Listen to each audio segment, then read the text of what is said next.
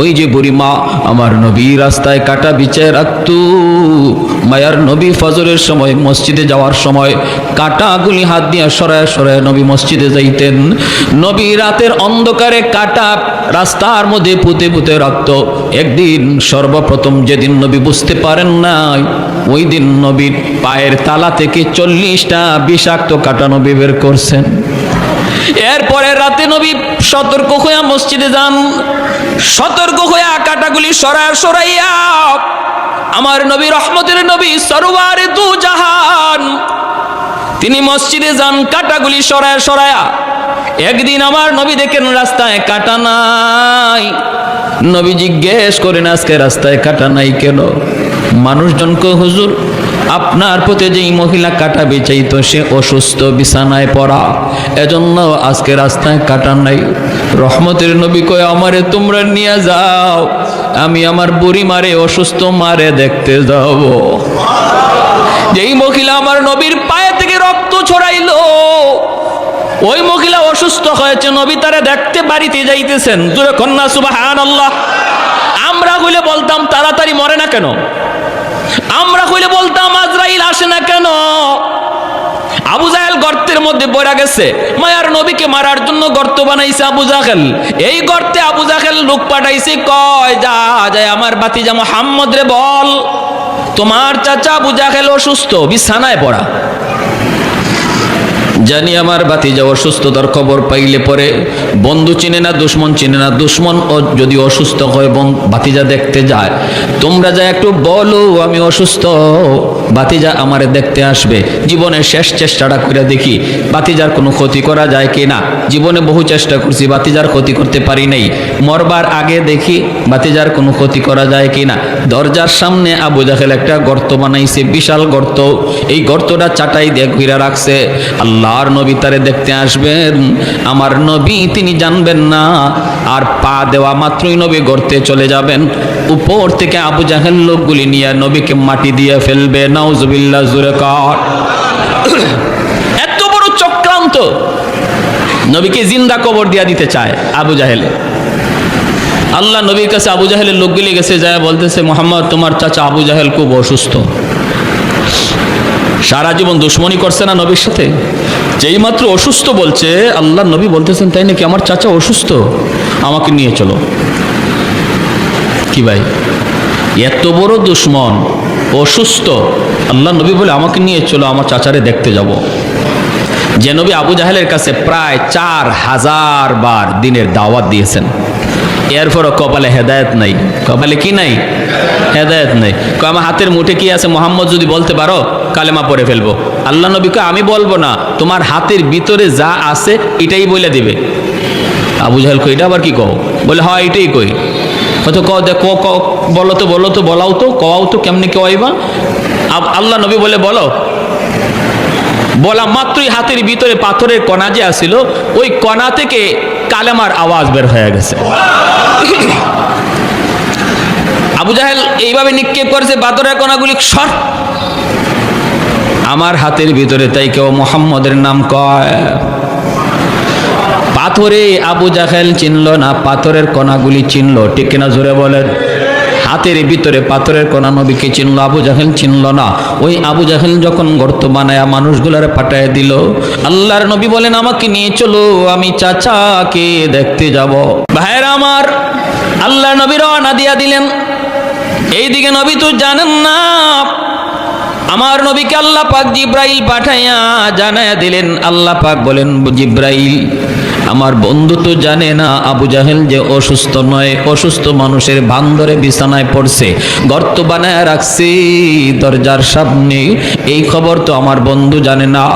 ও জিব্রাইল তাড়াতাড়ি যায় আমার বন্ধুকে যায় বলো সামনে যেন আর কদম না দেয়, যদি সামনে কদম দেয় তাহলে কিন্তু গর্তের ভিতরে পড়ে যাবে। আল্লাহর নবী আর কিছুক্ষণ হাঁটলে পরেই তিনি গর্তে পড়ে যাইতেন। এমনি জিব্রাইলে আমিন আইসা বলতেছে মায়ার নবী গো আর সামনে কদম দিবেন না গো নবী, আপনার চাচা আবু জাহেল অসুস্থ নয়, অসুস্থ মানুষের ভান ধরছে। কারণ হলো দরজার সামনে একটা গর্ত বানাইছে, ওই গর্তের ভিতরে আপনাকে ফালায়া মারতে চায়। আল্লাহ নবীর সাথে সাথে দাঁড়ায় গেলেন। রিটার্ন নবী চলে যাইতেছেন। জিব্রাইল কানে কানে বলে দিছে নবী দেখছে, লোকগুলি দেখে নাই। ওরা বলতেছে বাতিজা মোহাম্মদ তুমি কি যাবা না? নবী বলেন আমি যাব না, তোমরা যাও। ওরা কয় হায় হায়, আসলো দেখলাম, এখন আবার জায়গা, কারণ কি? এই ফাঁকে আমার নবীরে জানাইছেন কে? আর একটু জোরে বলেন কে? আবু জাহেল নবীরে মারতে চাবে আর আল্লাহ বসে বসে দেখবে? আর একটু জোরে বলেন, দেখবে নাকি? আমার নবীর কোনো ক্ষতি হবে আর মালিক চায় চায় দেখবে? এটা হতে পারে না, কারণ একজন আর একজনের বন্ধু, ঠিক কিনা জোরে বলেন? বন্ধু বিপদে পড়লে আরেক বন্ধু জান ধরে দেয়। এজন্য আল্লাহ পাক রব্বুল আলামিন কয় বন্ধু বডিগার্ড তোমার লাগবে না, সাহাবীর বডিগার্ড লাগবে না, ডানে লোক লাগবে না, বামে লোক লাগবে না, দিনে পাহারাদার লাগবে না, রাতে পাহারাদার লাগবে না। আল্লাহু ইয়াসিমুকা মিনান নাস। ও বন্ধু আমি আল্লাহ ঘোষণা দিলাম, ডানেও আমি আল্লাহ তোমার সামনে আমি আল্লাহ, পিছনেও আমি আল্লাহ তোমার সামনে, ডান দিকেও আমি তোমার সামনে, বাম দিকেও আমি আল্লাহ তোমার সামনে, উপরেও আমি আল্লাহ তোমার সামনে। বন্ধু আমি নিজেই তোমার পাহারাদার। এজন্য আল্লাহ পাক জানায় দিলেন, জিব্রাইল আমিন যেই মাত্র আমার নবীকে খবর দিলেন নবী আর সামনে যান না, মায়ার নবী রিটার্ন চলে আইতেছেন। লোকগুলা যায় বলতেছেন নেতা, ও নেতা আর ঘুমায় থাকা লাগবে না, উঠে যাও, বাতিজা তোমার আসে নাই। আবু জাহেল লাভ দিয়ে বিছানা থেকে উঠছে। কসকি বলে হ আসছিল ভালোই, কে কি কইলো কাউরে দেখলামও না, আবার চলে যাইতেছে। আবু জাহেল বিছানা থেকে ওইটা কয় কই আমার বাতিজা কই? কইয়া দরজা দিয়া লাভ দিছে, দৌড় দিছে। এই দৌড় দিতে যায় ওর নিজের খবরও নাই, নিজে যে গর্ত বানায় রাখছে এই গর্তে নিজেই যায় পড়ছে। যেই গর্ত আমার নবীর জন্য বানাইছিল এই গর্তে কে পড়ছে? আবু জাহেল। কে পড়ছে?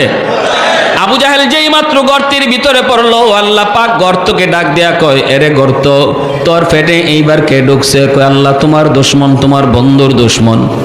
আল্লাহ কয় এরে গর্ত তুই গর্ত আরো বেশি করে গভীর হইয়া যা, এরে যদ্দূর নিচে নিতে পারস ল। এখন আবু জাহেল খালি নিচে যায়। লোকজনরে ডাক দিছে আমারে তুল, আমারে তুল, আমারে উঠা। আবু জাহেল হাত বাড়াইছে, লাগাল পায় না। আবু জাহেল কই মুই ফালা মুই, চং ফালা কয় চংও লাগাল পায় না, রশি ফালা রশি তো লাগাল পায় না। এইবার আবু জাহেল নিচ থেকে কয়ে আমি বুঝে ফেলেছি গন্ডগোল কোন জায়গায়। আমি তো এত বড় গর্ত বানাই নাই, আমার বাতিজারে মারার জন্য আমি এত গভীর গর্ত বানাই নাই রে। আমি তো ফরার করে বুঝতেছি আমি কই ঢুকছি। অতএব আমাকে এখান থেকে তোরা কেউ তুলতে পারবে না। আমাকে যদি আজকে উঠাইতে হয়, তুলতে হয়, আমার বাতিজা মোহাম্মদ লাগবে। কেমন চিনাটা চিনতো, বুঝে না বুঝে? তোরা একটু যা আমার বাতিজা মোহাম্মদ রে যা বল আমি গর্তে পড়া গেছি, তোলার জন্য সহযোগিতা লাগবে। লোকগুলা দৌড়ে আমার নবী, রহমতের নবী, মায়ার নবী, খুলক আযীমের অধিকারী নবী, উত্তম চরিত্রের অধিকারী নবীর দরবারে লোকগুলা হাজির হয়ে বলতেছে মুহাম্মদ তোমার চাচা আবু জাহেল। নবী বলতেছে আমার চাচা আবু জাহেল কি হইছে? কয় গর্তের ভিতরে পড়ে গেছে, এখন তো তারে আমরা তুলতে পারি না, রশি দিয়েও লাগাল পাই না, চং লাগায়ও লাগাল পাই না, এখন তো তোলবার কোনো উপায় দেখি না। আমাদেরকে পাঠাইছে তোমাকে নেওয়ার জন্য, তুমি না গেলে বুঝি তারে তোলা সম্ভব হবে না। আল্লাহর নবী ভালো করে জানেন এই গর্তটা বানাইছিল নবীকে মারার জন্য। এটা জানার পরেও আমার মায়ার নবী, খুলুক আযীমের অধিকারী নবী কয় আমাকে নিয়ে চলো, আমার চাচারে গর্ত থেকে তুলতে আমি নবী সাহায্য করব। আল্লাহু আকবার। এ ভাই আমরা হইলে বলতাম কি গর্তে পড়ছে তো ভালো হয়েছে, এখন উপর থেকে মাটি দিয়া কবর দিয়া ফেলো, বলতাম না? ও গর্তে গেছে তো ভালোই হয়েছে, ওর আরো আগেই গর্তে যাওয়ার প্রয়োজন ছিল। কিন্তু মায়ার নবী, দয়ার নবী তখনও কোনো অভিযোগ করেন না। আমার নবী তখনও বলেন না আমি কেন যাব, এই গর্ত তো আমার জন্য বানাইছিল, এমন কথাও রহমতের নবী বললেন না। এজন্য আল্লাহকে বন্ধু এমন এক আখলাক আমি আল্লাহ তোমারে দিয়েছি, দুশ্মনের জন্য তুমি রহমতের দোয়া করো। দুশ্মনের জন্য তুমি রহমতের দোয়া করো, ওই আখলাকটা আমি আল্লাহ তোমারে দিয়েছি। আল্লাহ নবী গর্তের কিনারায় আসলেন, আয়েশা নবী ডাক দিলেন, চাচা কেমন আছেন? আবু জাহেল গর্তের ভিতর থেকে বলতেছে, ভাতিজা আমি কেমন আছি তুমি তো দেখতেছো, তুমি তো নিজেই দেখতেছো, চাচা খবর কি, ঘটনা কি? আবু জাহেল কয়, বাবারে ঘটনা তো তুমি সব জানো, তোমারে তোমার আল্লাহ জানায় দিছে। এ ভাতিজা মুহাম্মদ, বিশ্বাস কর বাবা, কসম করে বলি আমি এত গভীর গর্ত তোমার জন্য বানাই নাই। আমি পড়ার পরে, আমি গর্তে পড়ার পরে দেখতেছি যে গভীর, এত গভীর আমি করি নাই। আমারে হাতে লাগাল পায় না, চঙে লাগাল পায় না, রশি দিয়া লাগাল পায় না। অতএব ভাতিজা আমার বুঝতে বাকি নাই, গন্ডগোল আসমানে লাগছে। আগুন লাগায়া দিছি আমি আসমানে, পানি দেয় যদি জমিনে, কোনোদিন আগুন নিবে না। ভাতিজা মুহাম্মদ, ও মুহাম্মদ একটু তুলো বাবা, তুমি যদি হাত না বাড়াও আমাকে কেউ ওই গভীর গর্ত থেকে তুলতে পারবে না। আল্লাহর নবী তখন বলতেছেন, চাচা গো 4000-এর বেশি বার আপনার কাছে দাওয়াত লইয়া গেছি, মাথায় পর্যন্ত আঘাত করে রক্ত ঝরাইছেন, এরপর আমি দাওয়াত দেওয়া বন্ধ করি নাই। ও চাচা, জীবনের শেষ সময় গর্তের উপর থেকে তুমি অন্তত বলো, এতটুকু যখন বুঝলা আমি হাত না বাড়াইলে তুমি উঠতে পারবা না, এতটুকু যখন বুঝছো বাকিটা তুমি বুঝো না কেন? আবু জাহেল কয়, বাবারে বাকিটাও বুঝবো, আগে উপরে তুলো। বাকিটাও হবে, আগে উপরে তুলো। আল্লাহর নবী কয়, তুমি ওয়াদা করো, ওয়াদা করো। আবু জাহেল গর্তের ভিতর থেকে বলতেছে, আমি ওয়াদা করলাম এইবার আমার রহমতের নবী, মায়ার নবী তার নবুয়তি হাত মুবারক বাড়ায় দিছেন। আল্লাহ পাক ডাক দেয়া কয়, রে গর্ত, এইবার তোর দিকে আমার মায়ার নবীর নবুয়তি হাত, রহমতের হাত চলে এসেছে। আমার নবীর বরকতি হাত যেখানে লাগে সেখানেই বরকতের ছোঁয়া লেগে যায়। তোর দিকে আমার বন্ধুর বরকতি হাত বাড়ায় দিছে রে গর্ত, আর আবু জাহেল রে নিচে লাগবি না, উপরে উঠে আমার বন্ধুর হাতের সাথে হাত মিলায়া দে। লিফটের মতো আবু জাহেলকে গর্তের ভিতর থেকে উপরে উঠাইতে লাগলো। আমার নবী, রহমতের নবী, মায়ের নবীর হাত মোবারক আবু জাহেল ধরলো, নবীজি টান দিয়া উপরে উঠায় ফেললেন। আল্লাহু আকবার। এইবার নবী বলতেছেন, চাচা গো এবার বলুন, কালেমা পড়ুন, কালেমা পড়ুন। আবু জাহেল তখন বলতেছে, ভাতিজারি তুমি যে এত বড় জাদুকর আমি আগে জানি না।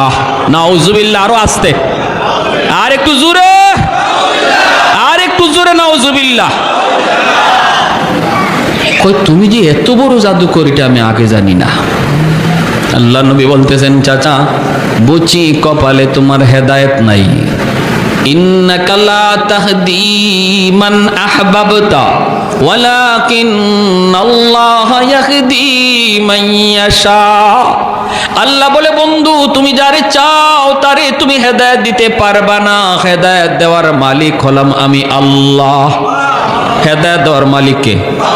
আর একটু জোরে বলেন কে? তার জন্যই মায়ার নবীর সবচেয়ে মায়ার চাচার নাম হলো আবু তালিব। আবু জাহেল কিন্তু নবীর এত মায়ার চাচা না, আবু জাহেল নবীর আপন চাচাও না। আমার নবীর আপন চাচা হলো আবু লাহাব, নবীর আপন চাচা হলো আবু তালিব, নবীর আপন চাচা হলেন হযরত আব্বাস রাদিয়াল্লাহু আনহু। আবু তালিব নবীর উপরে ঈমান আনে নাই, কিন্তু আমার নবীকে এত মায়া করছেন, যত জীবন আবু তালিব জীবিত ছিলেন আমার নবীর গায়ে টুকা দেওয়ার মতো সাহস বেঈমান করে না, এত আদর করছেন। শিয়াবে আবি তালিব 2 বছরের জন্য আমার নবীর পরিবারকে কারাগারে বন্দী করে রাখলো ওরা, মক্কার কাফিররা।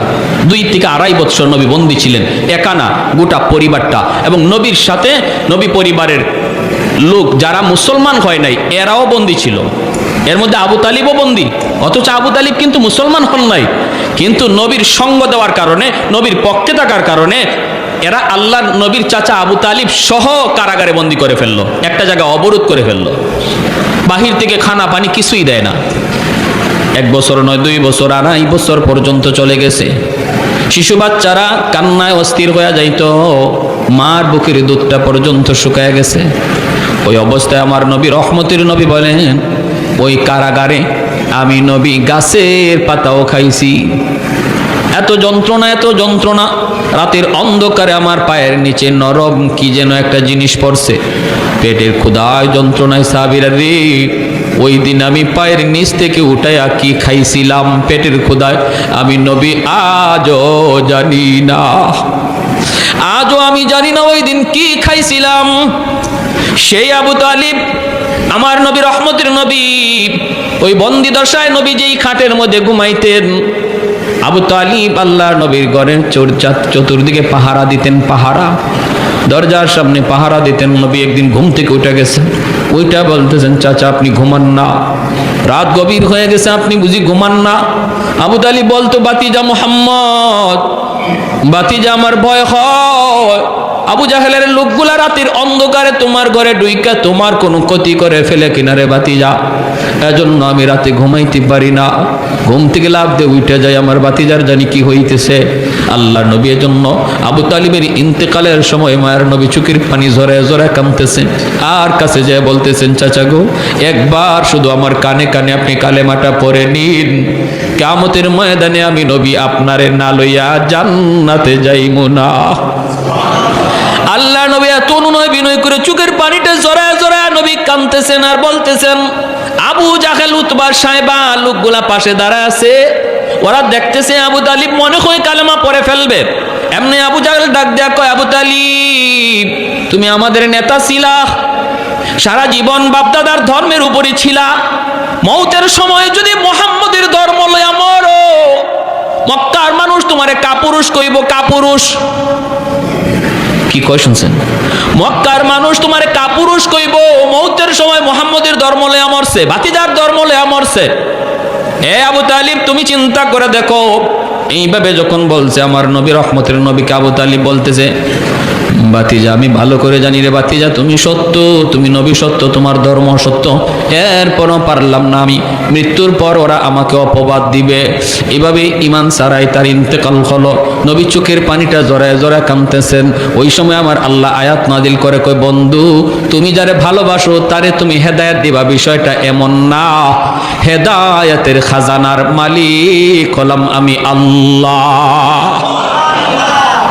জাহান্নামের সর্বনিম্ন শাস্তিটা দেওয়া হবে নবীর চাচা আবু তালিবকে, একজোড়া জুতা পরায় দেওয়া হবে জাহান্নামের। আল্লাহ নবী বলেন এই জাহান্নামের একজোড়া জুতা পরানো হবে। কেন? পায়ের তালার মধ্যে এই জুতাটা। এরও একটা হিকমত লেখছেন মুহাদ্দিসিনে কেরাম হাদিসে। আবু তালিবের শরীরের এমন কোনো জায়গা বাকি ছিল না যেখানে আমার নবীর পবিত্র দেহের ছোঁয়া লাগে নাই। আদর করতে গিয়ে, ছোট্টবেলা থেকে আমার নবীরে আদর করতে গিয়া নবীর দেহটা তার দেহে লাগে নাই, এমন কোনো জায়গা বাকি ছিল না, শুধুমাত্র পায়ের তালা ছাড়া। শুধুমাত্র পায়ের তলা, পায়ের তলাটা ছাড়া বাকি সব জায়গায় নবীর দেহের ছোঁয়া লাগছে। এজন্য জাহান্নামের আগুন ধরতে পারে না। পায়ের তালার মধ্যে যেহেতু নবীর ছোঁয়া লাগে নাই, এজন্য আল্লাহ জাহান্নামের দুটা জুতা পরাইয়া দিবে। এতে করেই মাথার মগজ, ভাত যেভাবে টকবক করে, ভাত যেভাবে টকবক করে ওই রকম মাথার মগজ টকবক করবে। নবী বলেন এটাই জাহান্নামের সর্বনিম্ন শাস্তি, যে শাস্তিটা আল্লাহ আমার চাচা আবু তালিবকে দিবে। এটা সর্বনিম্ন। সর্বনিম্ন শাস্তিটা যদি এমন হয় যে জুতার গরমে পায়ের মাথার মগজ টকবক করে, তাহলে এর চেয়ে কষ্টের শাস্তিটা কেমন হইতে পারে? আল্লাহ আল্লাহ তুমি আমাদেরকে জাহান্নামের আযাব থেকে বাঁচাও, আল্লাহ হেফাজত করো, সবাই বলে আমিন। ওয়া ইন্নাকা লাআলা খুলুকিন আযীম। এজন্যই আল্লাহ পাক রব্বুল আলামিন বলে, বন্ধু তোমাকে আমি আল্লাহ খুলুকে আযীমের অধিকারী করেছি। বন্ধু এত সুন্দর আখলাক, এত সুন্দর ব্যবহার আমার নবীর ছিল। ভাইরা বন্ধু এত সুন্দর কেন সুন্দর হবে না? কারণ তিনি কুল কায়নাতের মধ্যে শ্রেষ্ঠ। যেই নবীর আগমনের উসিলায় আল্লাহ কায়নাতকে সাজাইছে, যেরকম সুবহানাল্লাহ। আসমান আল্লাহ সাজাইছে নবীর কারণে, জমিন আল্লাহ সাজাইছে নবীর কারণে, আমাকে আপনাকে সাজায় রাখছে আল্লাহ নবীর কারণে, যেরকম না সুবহানাল্লাহ। ভাইরা বন্ধুরা, জন্য নবী দুনিয়াতে আগমনের বহু আগেই আল্লাহ পাক আসমানি কিতাবগুলার ভিতরে আমার নবীর আগমনের খবর আল্লাহ দেয়া দিছে রে বন্ধু। আল্লাহ পাক রব্বুল আলামিন বলতেছে মুহাম্মাদুর রাসূলুল্লাহ ওয়াল্লাযীনা মাহু আশিদ্দাউ আলাল কুফফার রুহামাউ বাইনাহুম তারাহুম রুকআন সুজদান ইয়াবতাগুনা ফাদলাম মিনাল্লাহি ওয়া রিদওয়ানা সীমাহুম ফি উজুহিহিম মিন আথারিস সুজুদ যালিকা মাসালুহুম ফিত তাওরাতি ওয়া মাসালুহুম ফিল ইনজিল। তাওরাত কিতাবের ভিতরে আমার নবীর আলোচনা আছে না নাই? ইনজিল কিতাবের মধ্যে আছে না নাই? এজন্য তাওরাত কিতাবের 400 জন পণ্ডিত, তাওরাত কিতাবের 400 জন পণ্ডিত ইয়ামেনের বাদশাহ তুব্বাই আউয়াল হিমিয়ারি, ওই বাদশার দরবারে তাওরাত কিতাবের 400 আলিম তারা থাকেন। তারা বাদশাকে জানাইছে, বাদশাহ আমরা তো এখন তাওরাত কিতাব মানতেছি, আখিরি জমানায় একজন নবী আগমন করবে, ওই নবীর কাছে আল্লাহ পাঠাইবে কোরআন, আর নবীর আগমনের জন্ম হবে মক্কার জমিন, নবী হিজরত করে যাবেন মদিনাতুল মুনাওয়ারায়। তাওরাত কিতাবের ভিতরে আমরা সব পেয়েছি। এইবার ইয়ামেনের বাদশাহ তুব্বাই আউয়াল হিমিয়ারি কয়, আমার মন চায় মক্কা দেখব, মদিনা দেখব, তোমরা আমাকে একটু মক্কা দেখাইবানি। এই বইলা 400 জন আলেমকে সাথে লইয়া ইয়ামেনের বাদশাহ তুব্বাই আউয়াল হিমিয়ারি আমার নবীর জন্মের 1000 বছর আগে, আল্লাহু আকবার জোরে বলেন, ইতিহাস প্রসিদ্ধ এক ইতিহাসের কিতাব আল বেদায়া ওয়ান নেহায়া, এই কিতাবের ভিতরে এই ঘটনা এনেছেন। নবীর সম্মানের কথা কি বলবো, আমার নবীর জন্মের আগের শানের কথাটা শুধু শুনেন, মনোযোগ দিয়া শুনেন। মানুষের সম্মান শুরু হয় জন্মের পর, মানুষের জীবনী আলোচনা হয় জন্মের পর, আর আমার আপনার নবীর জীবনী শুরু হয়ে গেছে জন্মের বহু বহু আগে। আল্লাহু আকবার। ইয়ামেনের বাদশা কয় আমি মক্কায় যাব, 400 জন আলেম সঙ্গে লইয়া, বিশাল সৈন্যবহর সাথে লইয়া তারা মক্কার ভিতরে ঢুকতে যাবে। মক্কার ভিতরে মাত্র ঢুকতে যাবে রে ভাই, ইয়ামেনের বাদশা দেখে মক্কার কোনো মানুষ তারে স্বাগতম জানাইতে বের হয় না। বাদশার মাইন্ডে বড় লাগলো, বাদশা বড় মাইন্ডে লাগলো।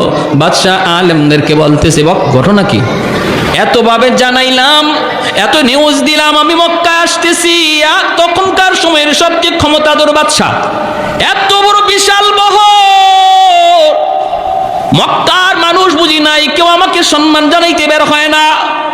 400 জন আলেম তখন বলতেছে, বাদশা জাহাপনা, মক্কার মানুষের কাছে একটা ঘর আছে, যেই ঘরের নাম হলো বাইতুল্লাহ, খানায়ে কাবা। ওই ঘরটা হলো পৃথিবীর সবচেয়ে সম্মানী ঘর, এই ঘরের সম্মান তাদের কাছে সবচেয়ে বড়। এজন্য এই ঘরকে পিছনে রেখে এরা কারো সম্মানে মক্কা থেকে বের হয় না, কারণ ঘরের চেয়ে সম্মানী এখনো কেউ দুনিয়াতে আল্লাহ পাঠায় নাই। অতএব আল্লাহর ঘরকে রেখে কারো সম্মানে ওরা মক্কা থেকে বের হয় না। তুব্বাই আউয়াল হিমিয়ারি কয়, আমার মাইন্ডে লাগলো, তাহলে আমি এই ঘর রাখবো না, যেই ঘর আমার সম্মানে বাধা হয়ে দাঁড়ালো। এসে গেল মক্কায় বাইতুল্লাহর ঘরে, আল্লাহর ঘরখানায় কাবার সামনে। 400 জন আলেম বাধা দেয়, ও বাদশা জাহাপনা, সব জায়গায় আঙ্গুল দিও না, সব জায়গায় তুমি বিয়াদবি কইরো না। সব বিয়াদবি আল্লাহ সইতে পারে, আল্লাহর ঘরের সাথে বিয়াদবি আল্লাহ সইতে পারে না। সব বিয়াদবি আল্লাহ সইতে পারে, কিন্তু আল্লাহ তার বন্ধুর সাথে বিয়াদবি সইতে পারে না। আওয়াজ দেয়া বলেন ঠিক কিনা? এজন্য নবীর সাথে যারা এই বিয়াদবি করেছে, নবীর যুগে প্রত্যেকটা বিয়াদবরে আল্লাহ ধরছে। আল্লাহ কয়, আমি আল্লাহ আমার কথা সইতে পারবো, আমার বন্ধুরে গালি দিলে আমি সইতে পারি না। আর নবী কয়, আমি নবী আমার গালি সইতে পারি, আমার আল্লাহরে গালি দিলে আমি নবী সইতে পারি না। বন্ধু বন্ধুর জন্য কতটা পাগল। বাইতুল্লাহ হাত দিয়া দিবে ভাঙ্গার জন্য 400 জন আলেম বাধা দেয়, এরপরও তুব্বাই আউয়াল হিমিয়ারি বাধা মানতে রাজি না। হাতটা দিয়ে দেয়, আলেম ওলামারা বাধা দেয়, বাধা মানে না। যেই মাত্র হাতটা আল্লাহর ঘরে মাত্র লাগাইলো ভাঙ্গার নিয়তে, সাথে সাথে নাক মুখ দিয়া রক্ত বের হওয়া শুরু হলো, ফিনকে দিয়া রক্ত বের হওয়া শুরু হলো। বাদশার সাথে সাথে যেই জায়গায় দাঁড়ানো ছিল জায়গার মধ্যেই দাঁতি লেগে গেল, মরে যাবে, রক্ত বক্ত বন্ধ হয় না। এইবার আলেমরা বলতেছি বাদশাহ বারবার বলেছিলাম বেয়াদবি সব জায়গায় আল্লাহ সহ্য করে না, কেন তুমি এমনটা করতে গেলা? বাদশাহ তখন কয় আমি মাপ চাই গো, আমাকে মাফ করো, আমি বুঝি নাই। কয় আল্লাহর ঘর ধরে আবার তুমি মাপ চাও? যেই মাত্র আল্লাহর ঘর ধরে আবার মাপ চাইছে, মালিক আমি ভুল করে ফেলেছি, আল্লাহর সাথে সাথে তওবা কবুল করে তারে সুস্থ বানায় দিছে। বলুন তো সুস্থতার চাবিকাঠি কার হাতে? আরো জোরে বলেন না, কার হাতে? হ্যাঁ, এই ইয়াকিন আছে তো? হ্যাঁ, সাবধান, এটা মনে রাখবেন না ওই জায়গার পানি গায়ে লাগাইলে সুস্থ হয়ে যাবেন, অমুকে ফু দিলে পরে আপনি সুস্থ হয়ে যাবেন, এই ধরনের ইয়াকিন রাখা যাবে না। সুস্থতার মালিক কে? আল্লাহ। এখন বাদশাহ কয় যেই ঘর এত দামি ঘর, এই ঘরে আমি একটা খেদমত করব। তারা কয় কি খেদমত? কয় আমি আল্লাহর ঘরের গিলাফ লাগায় দিব। আমার নবীর জন্মের 1000 বছর আগে আল্লাহর ঘর খানায় কাবার গিলাফ লাগাইলো যে ব্যক্তি, সে হলো ইয়ামেনের বাদশাহ তুব্বাই আউয়াল হিময়ারি। কে উল্লেখ করেছেন? প্রসিদ্ধ ইতিহাসবিদ আল বেদায়া ওয়ান নেহায়া কিতাবের ভিতরে। এই আল্লাহর ঘরে গিলাফ লাগানো হলো। আজও আল্লাহর ঘরে গিলাফ আছে, পরিবর্তন হয়, বদলানো হয়, কিন্তু সিস্টেম ও তখন থেকে শুরু হয়েছে। এরপরে উলামায়ে কেরাম বলতেছে আরেকটু সফর করবেন? আরেকটু সফর করব, আমি মক্কার আশপাশ দেখব। ঘুরতেছে একটা রাস্তার কিনারা, একটা রাস্তা দিয়ে তারা হাঁটতেছে। এইবার রাস্তাটা যাওয়া মাত্রই দেখা যায় 400 জন আলেম একজন আরেকজনকে লক্ষ্য করে বলতেছে, দোস্ত রাস্তার কন্ডিশন দেখে মনে হয় এই রাস্তাটা বুঝি আমরা ভালো করে চিনি, রাস্তার বিবরণ তাওরাত কিতাবের মধ্যে এসেছি। কোন রাস্তা? কয় নবীজি যেই রাত্রে মক্কা থেকে মদিনায় হিজরত করবেন যেই রাস্তা দিয়া, এই রাস্তাটা কেমন হবে, কন্ডিশন কেমন হবে, ওই রাস্তার বিবরণ আল্লাহ তাওরাত কিতাবে উল্লেখ করেছেন। শুধু আমার নবীর কথা তাওরাতে না, নবী যে রাস্তা দিয়া হিজরত করে মদিনায় যাবেন ওই রাস্তাটা কেমন হবে এই কথাগুলিও আল্লাহ তাওরাত কিতাবে উল্লেখ করেছে। 400 জন আলেম একজন আরেকজন কয় দোস্ত একটু দেখ, টাকা দেখ কিতাবের সাথে মিলে কিনা। কয় 100% মিলে গেছে, এই সেই রাস্তা, হিজরতের রাস্তা। কয় তাহলে আর থামা যাবে না, চলতে থাকো, মদিনা পর্যন্ত আমরা যাব। তখন তো মদিনায় কোনো ঘর নাই, বাড়ি নাই, মদিনায় কোনো ঘর নাই, বাড়ি নাই, কিন্তু তারা বলতেছে আমরা মদিনা পর্যন্ত যাব। কারণ মদিনা কোন জায়গাটা হবে, ওই জায়গার আবহাওয়া কেমন হবে, এই জায়গার এলাকাটা কেমন হবে আল্লাহ তাওরাত কিতাবে উল্লেখ করেছেন। অতএব আমরা মাটি দেখলে বুঝে ফেলবো এটাই হবে সোনার মদিনা। যাইতেছেন সোনার মদিনায় যাইয়াই 400 জন তাওরাতের আলেম ডানে বামে তাকায়, পাহাড় পর্বত দেখে জমিনের পরীক্ষা করে সবাই শুকরিয়া তান আল্লাহর কদমে সেজদায় পড়ে গেছে।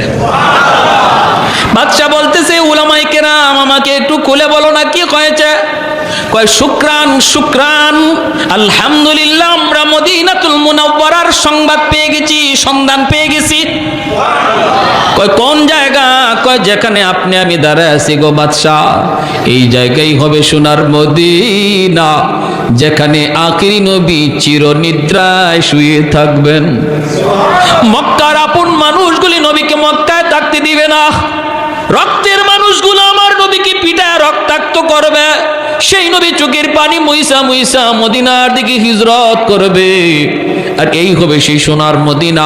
এখানেই বসতি গড়ে উঠবে, এখানেই নবী শুয়ে থাকবে।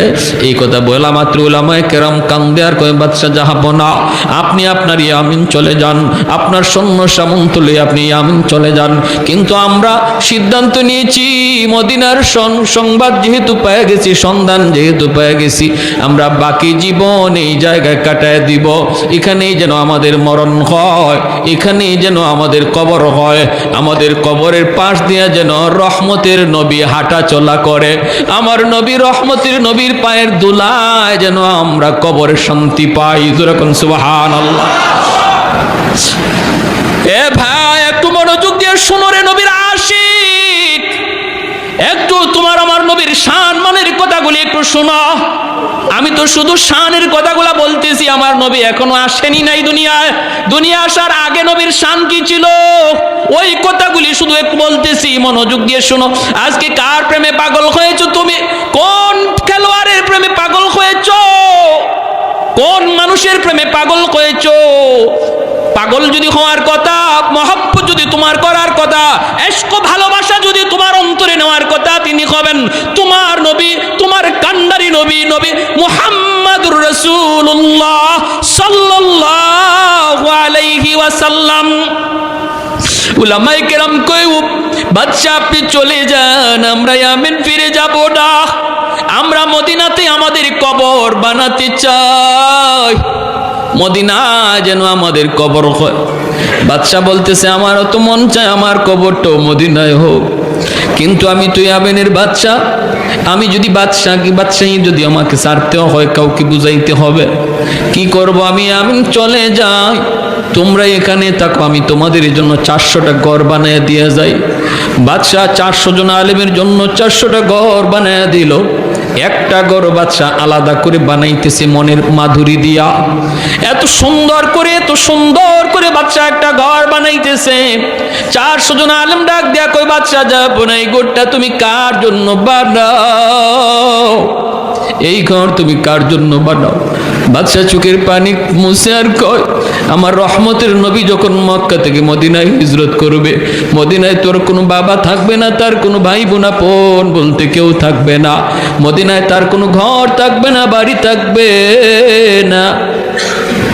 মায়ার নবীর জন্য আমি তার জন্মের 1000 বছর আগে মদিনায় ঘর বানায়া দিয়া গেলাম, যেন হিজরত করে আমার নবী মদিনা আসার পর কারো বাড়িতে যাইতে না হয়, কারো ঘরে ঢুকতে না হয়, নবী যেন নিজের ঘরে ঢুকতে পারে।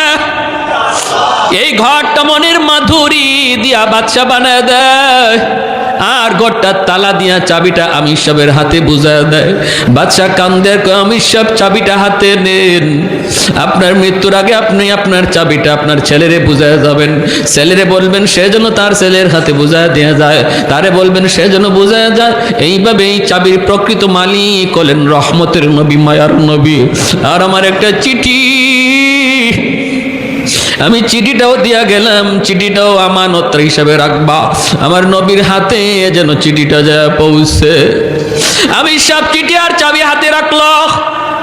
এ ভাই, আমার নবী 1000 বছর পরে নবী দুনিয়ায় আসলেন, নবী আস্তে আস্তে বড় হলেন, এরপরে নবী দাওয়াত দিলেন মক্কার মানুষগুলিকে, তারা কিছু মানলো কিছু মানলো না, নবীকে মক্কায় থাকতে দিল না, বের করে দিল। আমার নবী রাতের অন্ধকারে মক্কা ছেড়ে বের হয়ে চলে আসতেছেন। মক্কার কাছাকাছি আইসা নবী মক্কার দিকে তাকায় চোখের পানি ঝরায় নবী কান্দে আর কয়, এরে মক্কা, আমি তোমার কুলে ছোট থেকে বড় হয়েছি, আমি তোমার মাটিতে কত দৌড়াদৌড়ি করেছি, কত খেলাধুলা করেছি, আজকে আমার আপন মানুষগুলা আমাকে আমার জন্মভূমিতে থাকতে দিল না, আমার মায়ার মানুষগুলা, আমার রক্তের মানুষগুলা আমার মায়ার দেশে আমাকে থাকতে দিল না। নবী যখন চোখের পানি জোরে জোরে কান্দে, আল্লাহ পাক জিব্রাইলকে পাঠায় দিয়েছে, জিব্রাইল আমার বন্ধুরে যা বলো আর যেন না কান্দে, আমি আল্লাহ সইতে পারি না। আমার বন্ধুরে যা বলো, আমি আল্লাহ ওয়াদা দিলাম জন্মভূমির দিকে তাকায় যেন বন্ধু চোখের পানি না জড়ায়।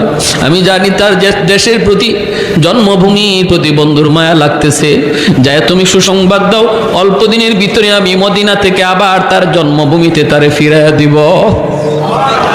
যায় বলো বন্ধু যেন না কাঁদে, তার চোখের পানি আমি আল্লাহ সইতে পারি না। আল্লাহ নবী রহমতের নবী মক্কা আসলেন, নবীজি কুবা এলাকায় সর্বপ্রথম অবস্থান করলেন। এখন যে মসজিদে কুবা, এখানে নবী সর্বপ্রথম মসজিদ বানাইলেন, আর নবী ঘোষণা দিলেন এই কুবা মসজিদে যে 2 রাকাত নামাজ পড়বে আল্লাহ তারে কবুল একটা উমরা হজের সওয়াব দান করবেন। এই কুবা এলাকাটা হলো আমার নবীর বাবা আব্দুল্লাহর নানার বাড়ি। এই জায়গাটাতে আমার নবীর কিছু আত্মীয় স্বজন ছিল, এজন্য কুবা এলাকায় নবী সর্বপ্রথম অবস্থান করলেন, মসজিদ বানাইলেন। মদিনা থেকে মানুষ নবীকে সুস্বাগতম জানানোর জন্য কুবার দিকে রওনা দিছে, সবাই কুবার দিকে রওনা দিছে। এইদিকে ওই আমির সাহেবের হাতে ইয়ামেনের বাদশার দেওয়া যে চিঠি আর চাবি ছিল, এই চিঠি আর চাবি আমানত হিসাবে আস্তে আস্তে হাত পর হাত, এক হাত থেকে আরেক হাত হইতে সর্বশেষ আমির সাহেবের বংশের যেই লোকটার কাছে সর্বশেষ এই চিঠি আর চাবি এসে পৌঁছলো, তার নাম হলো আবু আইয়ুব আনসারী রাদিয়াল্লাহু আনহু।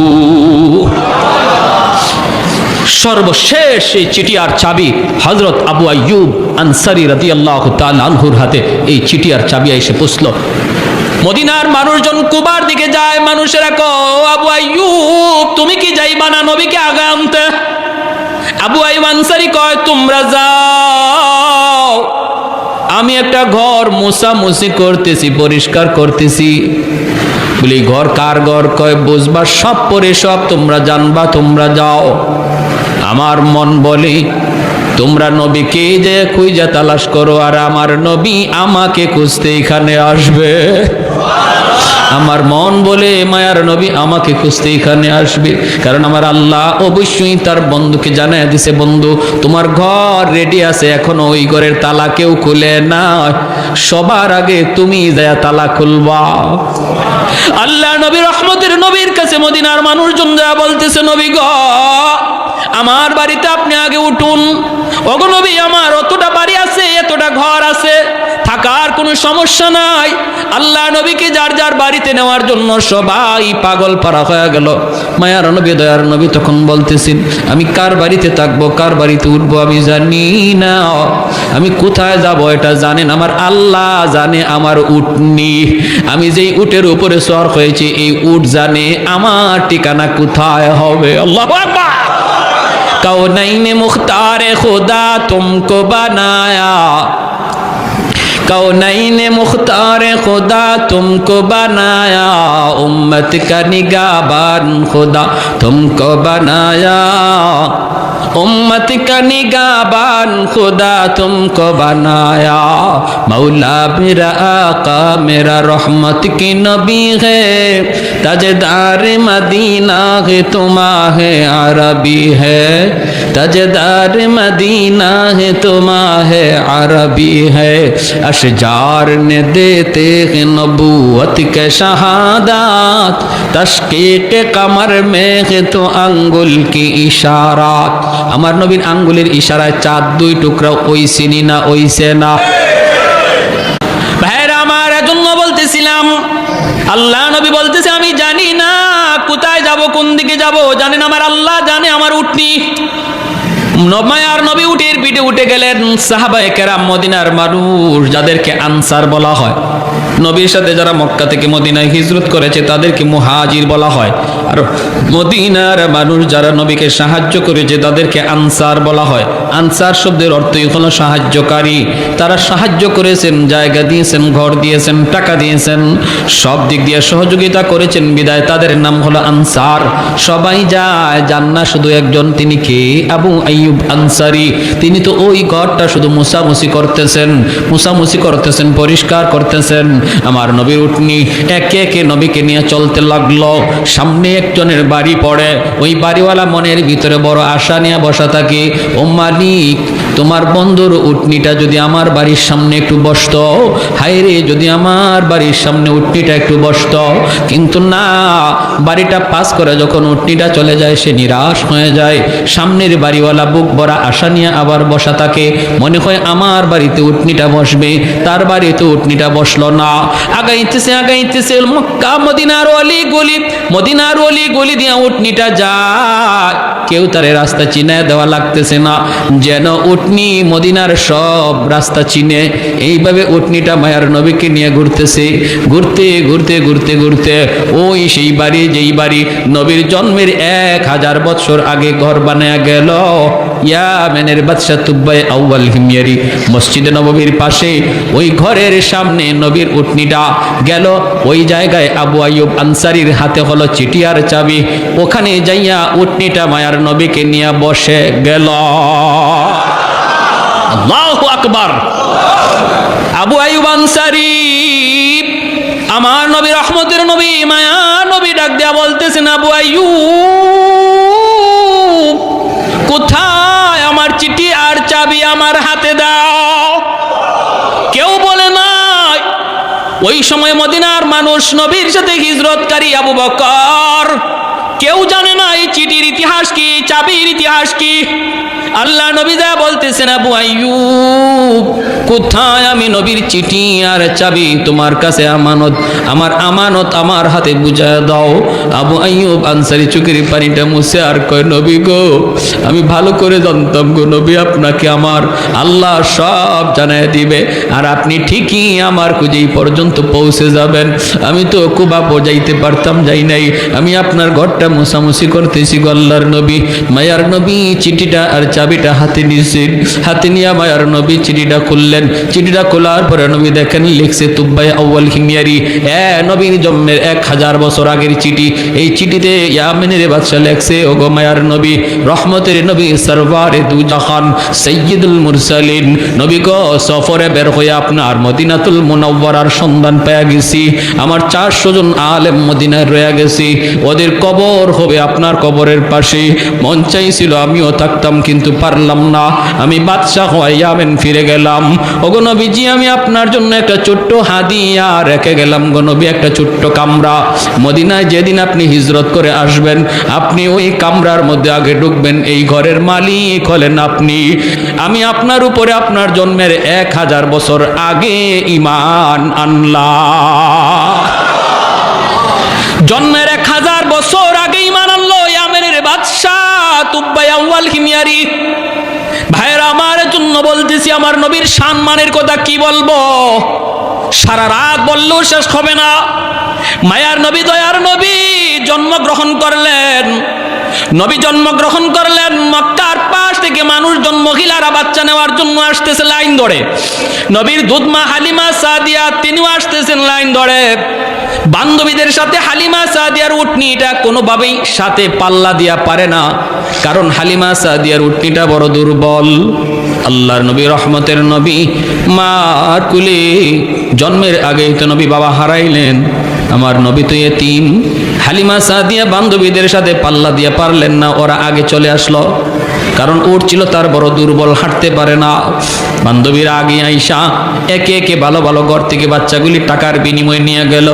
আমার নবীর দরজার সামনে যা হাজির হয়, হাজির হয়ে কয়, বাচ্চা আসেনি? নবীর মা আমেনা কয়, আছে তো। কয়, বাবা আসেনি? নবীর আম্মা চোখের পানিটা মুছে আর কয়, না, আমার সন্তানের বাবা নাই, আমার সন্তান মুহাম্মদ ইয়েতিম, আমার সন্তান আব্বা কইয়া ডাক দিতে পারে না।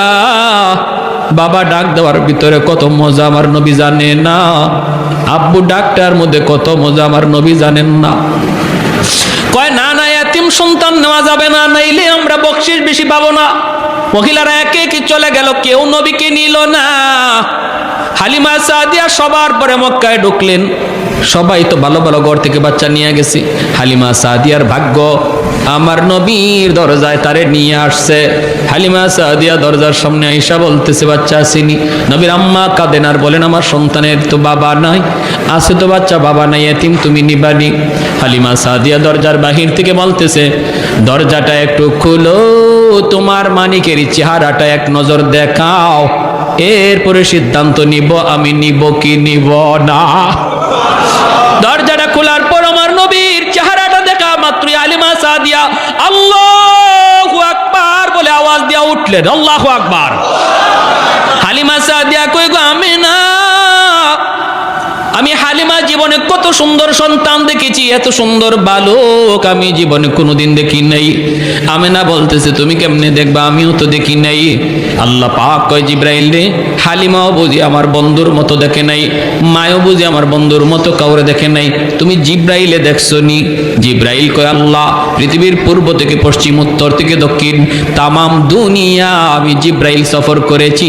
কসম খোদার মালিক, তোমার বন্ধুর মতো দ্বিতীয় আরেকজন সুন্দর আমি পৃথিবীর কোথাও পাই না। আল্লাহ পাক কয়, জিব্রাইল তুমি কেমনে দেখবা, আমিনা কেমনে দেখবে, হালিমাও কেমনে দেখবে? আমি আল্লাহ কি বলি শোনো, আমি তো খালিক, আমি তো মালিক, আমি তো মানুষ বানাই। আমি আল্লাহ বলতেছি, আমার বন্ধুর মতো দ্বিতীয় আরেকজন পৃথিবীতে আমি অতীতে বানাই নাই, ভবিষ্যতেও বানাবো না। সুবহানাল্লাহ। মা আহসানা মিনকা লাম তারা কাত্তু আইনি ওয়া আজমালা মিনকা লাম তালিদিন নিসাউ খুলিকতা মুবাররাআম মিন কুল্লি আইবিন কাআন্নাকা খুলিকতা কামা তাশাউ। এজন্যই হযরত হাসান রাদিয়াল্লাহু তাআলা আনহু বলতেন, ওগো নবী, আপনার মতো এত সুন্দর কোন চোখ কোনোদিন দেখে নাই, আপনার মতো এত সুন্দর কোন সন্তান পৃথিবীর মা জন্ম দেয় নাই। ওগো নবী, আপনার চেহারার দিকে তাকাইলে মনে হয় আল্লাহ আপনারে জিগায় জিগায় বানাইছে। আল্লাহ আপনার চেহারা বানাইবার সময় যেন আপনারে জিজ্ঞেস করেছে, বন্ধু আমার, তোমার চেহারা আমি আল্লাহ বানাবো, বন্ধু কেমনে বানাইলে তুমি খুশি, একটু বলো। ওগো নবীজি, আপনার চোখ বানানোর সময় যেন আল্লাহ আপনাকে জিজ্ঞেস করেছে, বন্ধু কেমন চোখ তোমারে দিলে তুমি খুশি হও।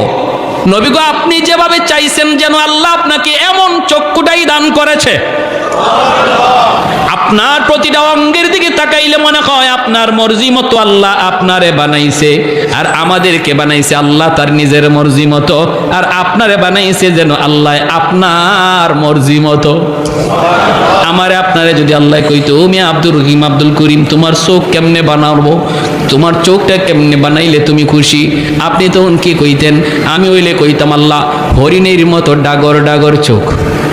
না, বিভিন্ন কবিরা দেখবেন কবিতার মধ্যে তার প্রেমিকার কত গল্প করে, কত প্রশংসা করে, করতে করতে জানো আমার মাহবুবার চোখটা কেমন ছিল, হরিণীর মতো ডাগর ডাগর চোখ। তারপরে নাকটা ছিল খুব ধারালো, চুলগুলি ছিল এমন, তারপরে এমন কত প্রশংসা চেহারার। হযরত হাসান রাদিয়াল্লাহু তাআলা নবীজির একজন প্রসিদ্ধ সাহাবী, তিনি বহুত বড় কবি ছিলেন। তিনি বলতেছেন, খুলিকতা মুবাররাআম মিন কুল্লি আইবিন কাআন্নাকা খুলিকতা কামা তাশাউ। এতটা নিখুঁতভাবে আল্লাহ আপনারে বানাইছে গো নবী, আপনার দিকে তাকাইলে মনে হয় আপনার মর্জি মতো আল্লাহ আপনারে বানাইছে। যেটা যেভাবে বানাইতে কইছেন আল্লাহরে, আল্লাহ যেন এইভাবে আপনারে বানাই দিছে। সুবহানাল্লাহ। এজন্য আল্লাহ বলে, জিব্রাইল, আমার বন্ধুর মতো সুন্দর আরেকজন পাইবা কোত্থেকে? আমি বানাইলে তো পাইবা, আমি তো বানাই নাই, আমি আল্লাহ তো বানাই নাই, পাবা কোত্থেকে? সুবহানাল্লাহ। এজন্য নবীকে কোলে নিয়ে হালিমা সাদিয়া উটের পিটাইয়া বসছেন, আমার কিচ্ছু লাগবো না, আমি বাচ্চা লয়ে যাই। চেহারায় কয় অনেক কিছু, চেহারায় কয় বহুত নিয়ামত, চেহারায় কয় বহুত বরকতি বাচ্চা, বহুত বরকতি বাচ্চা। হালিমা সাদিয়ার স্বামী উটের পিঠে বসা, গিয়ে নিয়ে উঠছে পরে হালিমা সাদিয়ার স্বামী বলতেছে, হালিমা গো কিছু পাইছো? হালিমা সাদিয়া বলতেছেন, স্বামী গো চেহারা দেখো, কিছু না, চেহারায় মনে হয় আমরা সব পায়া গেছি, চেহারায় বোঝা যায় আমরা সব পায়া গেছি। আল্লাহ নবীকে কোলে নিয়ে হালিমা সাদিয়া উটের পিছে বসছেন, আর সামনে বসছেন তার স্বামী। এবার স্বামী উটকে পিটাইতেছেন। খাসাইসুল কুবরা নামক কিতাবের ভিতরে লিখেন আল্লামা জালালউদ্দিন সৈয়দী রহমতুল্লাহ আলাইহি, পিঠে চাবুক দিচ্ছেন উটরে, চল বাড়ি যাব, বাচ্চা তো পায়ে গেছে।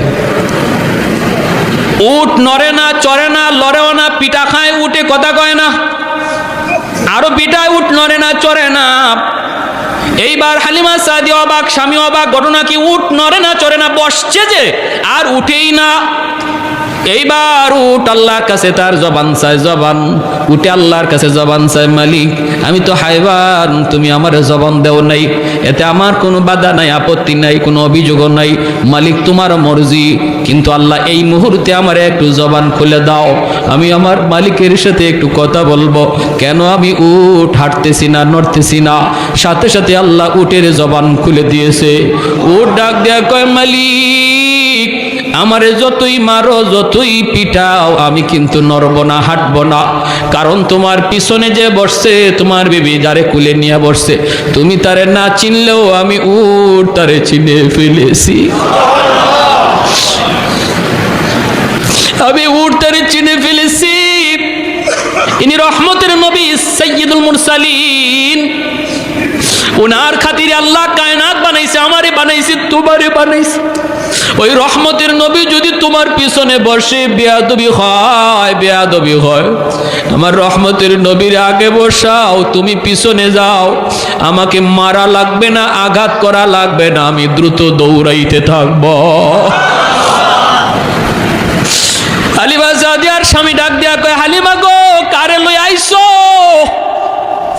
উঠে যারে চিনে, ও হালিমা তুমি সামনে আসো। হালিমা জাদি আমার নবীকে নিয়ে সামনে এসে বসলেন। স্বামী পিছনে বসছে, উট আস্তে করে দাঁড়ায় গেছে।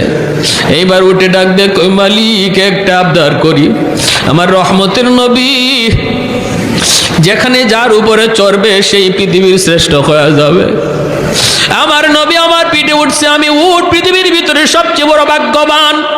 আসার সময় আমি উটের লাগাম ছিল তোমার হাতে মালিক, এখন যেহেতু রহমতের নবী আমার পিঠে বসছে, নবীর নরম হাতে আমার উটের লাগামটা ধরায়া দাও। আমাকে পিঠা দেওয়া লাগবে না, আমি দ্রুত দৌড়াইতে থাকবো। আমার রহমতের নবীর নরম হাতে যেই উটের লাগাম ধরায়া দিছি, উটের শরীরের মধ্যে আল্লাহ পাক বরকত দিয়া দিছে, শক্তি আল্লাহ দিয়া দিছে। বান্ধবীরা যারা আগে ওনারে ফালায়া বাড়ি যাওয়ার ছিল, মাঝ রাস্তায় যায় ওদেরকে ক্রস করে ফেলছে। বান্ধবীরা কয়, হালিমা গো, এই উটটা এত শক্তি আসলো কোত্থেকে? আসার সময় তোমার উটের কোনো শক্তি ছিল না, তোমার উট আমাদের সাথে হাইটা পারে নাই, এখন দেখা যায় তুমি আমাদেরকে ফালায় চলে যাইতেছ। এটা কি ওই উট নাকি অন্য কোনো উট? হালিমা সাদিয়া চোখের পানি মুছে আর কয়, না রে বান্ধবীরা, এটা ওই উট, এটা কি আগের উটি, নতুন কোন উট নয়। যাবার সময় উটের লাগাম ছিল আমার স্বামীর হাতে, আর এখন উটের লাগাম হলো রহমতের নবীর হাতে।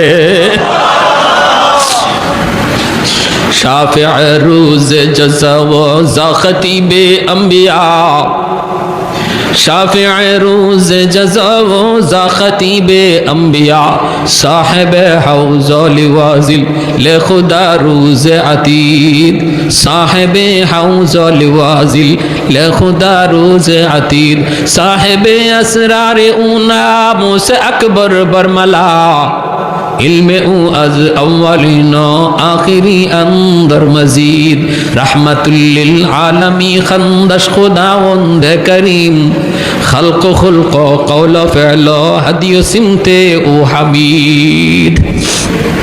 জোরে বলি আল্লাহু আকবার। ওই নবী এখনো রওজায় শুয়ে শুয়ে আমার আপনার জন্য আল্লাহর কাছে কাঁদতেছে। উম্মতের প্রতিটা হরকত, প্রতিটা আওয়াজ, প্রতিটা নড়াচড়া, প্রতিটা কাজ, খবরগুলি আল্লাহ ফেরেশতার মাধ্যমে নবীর কাছে পৌঁছাইতেছে। আমরা এখানে বসে আজকে নবীর আলোচনা করতেছি, আল্লাহ ফেরেশতার মাধ্যমে নবীর কাছে পৌঁছাইতেছে। জোরে কোন সুবহানাল্লাহ। যখনই আল্লাহর নবীর কাছে এই খবর যায়, নবী গো আপনার উম্মত আপনার আদর্শ ছেড়ে দিছে, আপনার সুন্নত ছেড়ে দিছে, তার চেহারা দেখলে আপনার উম্মত যে বোঝা যায় না, তার কাজ দেখলে আপনার উম্মত যে চেনা যায় না। ওগো নবী, ওরা তো আজকে ইহুদ খ্রিস্টানদের কালচার নিয়ে নিছে। তখন রহমতের নবী রওজা শুয়া শুয়া চোখের পানি ঝরায় ঝরায় কান্দে, উম্মত আমি নবী তোমার জন্য উহুদের ময়দানে দান শহীদ করেছিলাম, আমি নবী তোমার জন্যই আবু জাহেলের হাতে আঘাত খেয়ে রক্ত ঝরাইছিলাম, আমি নবী তোমার জন্যই উহুদের ময়দানে রক্ত ঝরেছিল, তায়েফের জমিনে আমার রক্তে পায়ের জুতা আটকে গেছিল। ও উম্মত আমি তোমার জন্যই করেছিলাম। আমি নবী যদি চাইতাম, আল্লাহ আমি শান্তি চাই, আল্লাহ আমি ধন দৌলত চাই। আল্লাহ বলে, বন্ধু উহুদ পাহাড়টারে স্বর্ণ বানায় তোমার পিছনে ঘুরতে বলবো, তুমি যেদিকে যাবা ওইদিকে তোমার পিছনে স্বর্ণের পাহাড় ঘুরবে, স্বর্ণের পাহাড় ঘুরবে। আমি তো সব কিছুকে লাথি মেরেছি উম্মত তোমার জন্য, তোমার জন্য। আজ সেই উম্মত, আজ সেই উম্মত তুমি বুঝি আজকে আমি নবীরে ভুলে গেছো, আমার নবীর আখলাক ভুলে গেছো, আমার আদর্শ ভুলে গেছো। আজকে তোমাকে মসজিদে পাওয়া যায় না, আজ তোমাকে মসজিদে পাওয়া যায় না, ওয়াজ মাহফিলে পাওয়া যায় না, আজ তোমাকে বিভিন্ন গান বাজনার অনুষ্ঠানে পাওয়া যায়। তোমার মুখের দিকে তাকাইলে পরে আমার উম্মত বলে তোমাকে চেনা যায় না। প্যারে হাজিরিনের জন্য বলি, যুবক একটু নিজেরে বুঝাও, একটু নিজেরে বুঝাও। কিয়ামতের ময়দানে ওই আমাকে যদি নবীর সামনে দাঁড় করানো হয়, আমার সুরত দেখলে নবী খুশি হবে না লজ্জা পাবে? যদি নবীর সুন্নত না ধরি, নবীর আদর্শ মতো না চলি, আমার নবীর সামনে যখন আমাকে দাঁড় করানো হবে, তখন আমার নবী লজ্জা পাবে, লজ্জা পাবে, কষ্ট পাবে। হায় রে আমার উম্মতের বুঝি হালত। হাসরের মাঠে নবীর একটা উম্মত এরকম ভাবে জাহান্নামের আসামি হয়ে রওনা দিয়া দিছে, জাহান্নামের আসামি হয়ে রওনা দিয়া দিছে। ফেরেশতারা হাত করা পা করা লাগায় নিয়ে যাইতেছে। হযরত আদম আলাইহিস সালামের চেহারাটা হবে সবার চেয়ে উঁচু। আদম আলাইহিস সালাম হাসরবাসী মানুষকে একটা উপরে গাছ যেভাবে নিচের মানুষকে দেখে এরকম ভাবে দেখবে। আদম আলাইহিস সালাম দেখতেছে একটা মানুষকে নিয়ে যাইতেছে জাহান্নামের ফেরেশতারা, তার হাত পায়ের অঙ্গগুলা চমকাইতেছিল। তার গুনার কারণেই নিচ্ছে, কিন্তু সে নামাজ পড়তো, ওযু করতো, আর ওযুর কারণে তার অঙ্গগুলা চমকাইতেছিল। আদম আলাইহিস সালাম তখন ডাক দিবে, ইয়া মুহাম্মদ, ইয়া আহমদ, আমার নবীকে ডাক দিবে। নবীজি দৌড়ে আসবে, বাবা আমাকে কেন ডাক দিয়েছেন? আল্লাহ নবীকে আদম আলাইহিস সালাম বলবে, মুহাম্মদ আমার তো মনে হচ্ছে ওই জাহান্নামী আসামিটা তোমার উম্মত, কারণ তার অজুর অঙ্গগুলা চমকাইতেছে। মুহাম্মদ তুমি তাড়াতাড়ি যাও, তারে বাঁচাও, তারে বাঁচাও। আল্লাহ রাসূল সাল্লাল্লাহু আলাইহি ওয়াসাল্লাম বলেন, তখন আমি কোমরের মধ্যে গামছা দিয়ে একটা বাঁধ দিব, শক্ত করে দ্রুত দৌড় দিতে গেলে মানুষ যাবে প্রস্তুতি নেয়। নবী বলেন আমি কোমরটার একটা বাঁধ দিব, বাঁধ দিয়ে একটা দৌড় দিব, দৌড় দিয়ে ফেরেশতাদেরকে বলবো, ফেরেশতারা থামো থামো, আমার উম্মতের সমস্যাটা কোথায়, অসুবিধাটা কোথায়, আমার একটু দেখায় নাও। ফেরেশতারা থামবে না, ফেরেশতারা বলবে আমাদের থামার কোনো সুযোগ নাই, আমরা আল্লাহর অবাধ্য হতে পারি না, আমার আল্লাহর আদেশ তারে নিয়ে যাওয়া, আমরা থামতে পারবো না। নবী দৌড়ান, হুচুট খায় নবী পয়রা যান, ওইখান থেকে নবী আবার উঠেন, উঠতে আবার নবী দৌড় দেন, আবার দৌড় দিতে যায় নবী, স্পিডে পয়রা যান, আবার নবী উঠেন, উঠে ফেরেশতারা থামো থামো, আমার উম্মতের সমস্যাটা কি, তার অপরাধটাকে আমাকে একটু বুঝায় নাও। দৌড়তে থাকবে, ফেরেশতারা যখন থামতেছি না তখন আল্লাহর নবী এক জায়গায় বসে নিরাশ হয়ে আরশে আজিমের দিকে তাকায় চোখের পানিটা ফালায় দেবে, ফালায় বলবে, আল্লাহ তোমার ফেরেশতারা আমার কথা শুনে না, আল্লাহ আল্লাহ আল্লাহ তোমার ফেরেশতারা আমার কথা শুনে না। যে চোখের পানিটা ফালায় নবী ডাক দিবে, আল্লাহ বলে, ফেরেশতারা যে যেখানে আসো থেমে যাও, পিছনে আমার বন্ধু তোমাদেরকে ডাকতেছে। আল্লাহ নবী কাছে যাবেন, যা বলবেন কি সমস্যা, বলে তার গুনার পাল্লা ভারী। নবী বলবেন আমার আরেকটাবার আমার চোখের সামনে তোমরা একটু পাল্লাটা ওজন দাও, চোখের সামনে পাল্লাটা ওজন দিবে। আল্লাহ নবী তার হাত থেকে একটা কাগজের টুকরা, যে কাগজের ভিতরে তার ইমানটা ছিল নির্ভেজাল, ওই ইমানের কাগজটা একটা পাল্লায় নবী রেখে দিবে, সাথে সাথে গুনার পাল্লা হালকা হয়ে যাবে, নেকির পাল্লা ভারী হয়ে যাবে।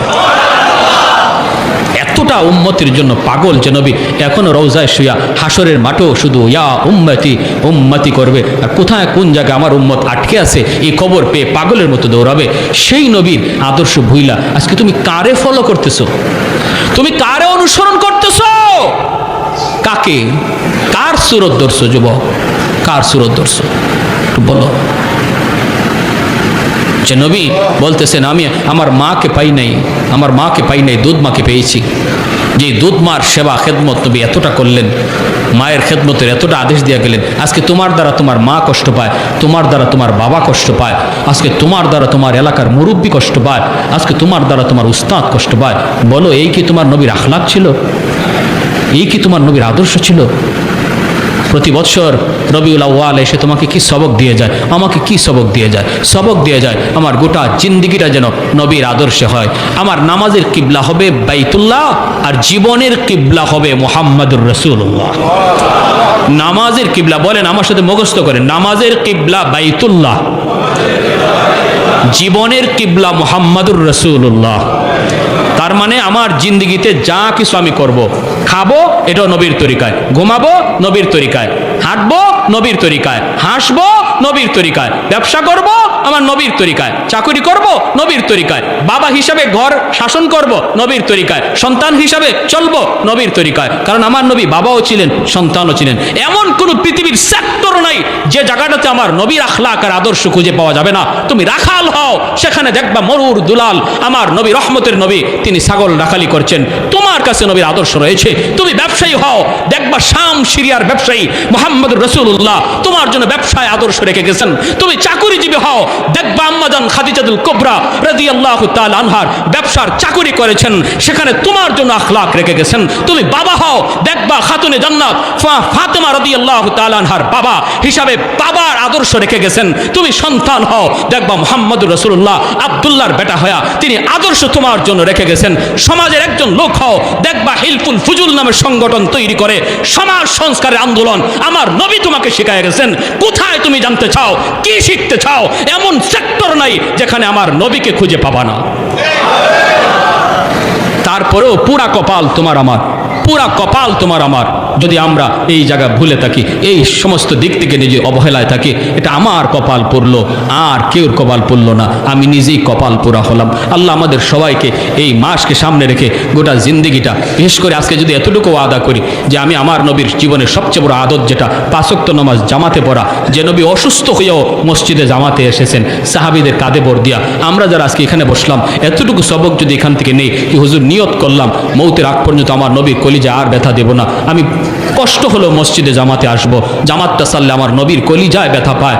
নবী যখন দেখছেন হুজরা থেকে আবু বকর সিদ্দিকের ইমামতিতে নামাজ চলছে, জামাত চলছে, হুজরা থেকে নবীজি তাকে মুস্কি হাসছেন আর বলছেন, আল্লাহ তুমি আমার উম্মতকে কবুল করো, আমার উম্মতের গোটা জিন্দিগি যেন এইভাবে নামাজের কাতারে কেটে যায়। জোরে এখন সুবহানাল্লাহ। কারা কারা নিয়ত করতে পারি 5 ওয়াক্ত জামাতে পড়ার? আল্লাহ প্রতিটা হাতকে তুমি কবুল করো। আর যাদের বাপমা আছে আল্লাহ যেন বাপমার সেবা করে আমরা চলতে পারি, মা বাবার কলিজায় যেন ব্যথা না দেই। আয় আল্লাহ মুরব্বিদের সাথে যেন আমরা বেয়াদবি না করি। আল্লাহ আমাদের প্রত্যেকটা হাতকে কবুল করো। জোরে কোন আমিন। ওয়া আখির দাওয়ানা আনিল হামদুলিল্লাহি রাব্বিল আলামিন।